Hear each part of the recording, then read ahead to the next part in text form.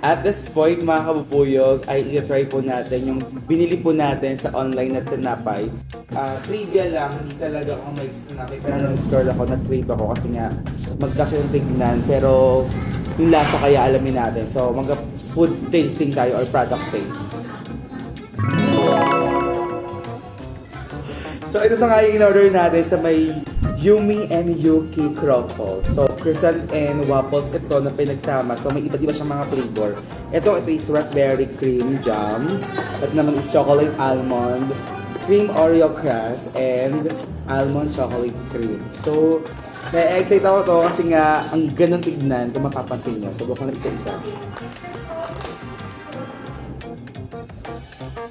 Mabango siya.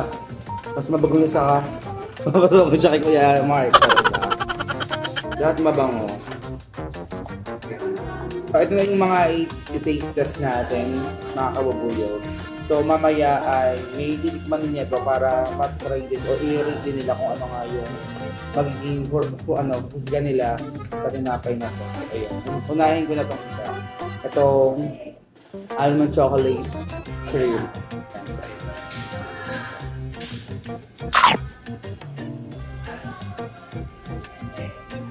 Sarap. Malambot yung tinapay niya. Tapos yung mga cream. Sakto lang, hindi siya matamis at hindi siya sobrang... Basta, tikman nyo. Hindi ako yung sabi. Next naman natin ito isa. Itong Oreo crust. Ay, ganda pala siya. Pero palang mapel. Ay, wala ko. Huwag kayo maingit guys. Pakitikman niya rin to. Joke lang.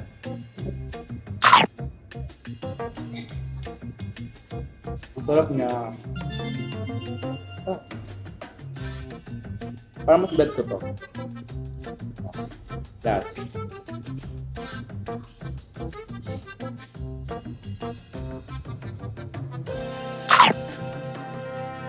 Ako.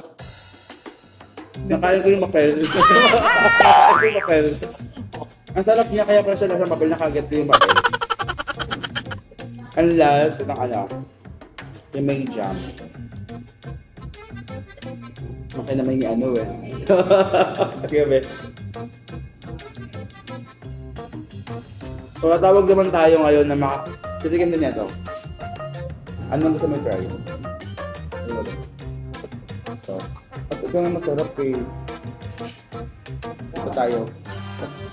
And ang pinili niya ay itong cream Oreo crush. Ayan. So, ako na lang isa.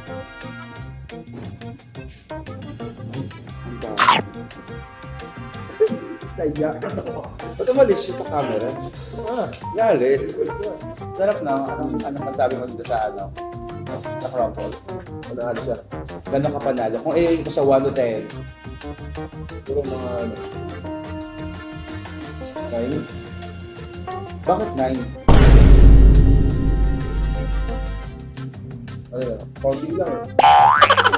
Baka naman Croffles, dagan natin. Sige, yung isa naman titikman naman dito yung Ote.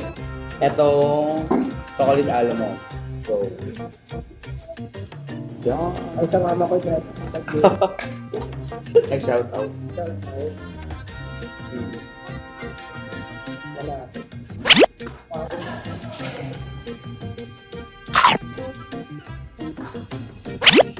Kaya pa. Parang ba? Sarap. Grabe. Ito sa akin na itong almond chocolate. So, ang magka-try naman ng raspberry cream jam ay si Kuya Peter. Medyo mataas ang standard nito. So, tingnan natin kung ilan yung i-rate niya para dito. 9 naman siya, 9. Bakit 9? Hindi siya ganun matamis, hindi ako pa na matamis. Tapos yung tinapay niya, sakto lang yung texture. Ganit dapat na. Kung maulit ako, bibili ako na yan. Yeah. Hindi, dapat doon. So yun na guys, thank you so much for this vlog. Tingnan natin.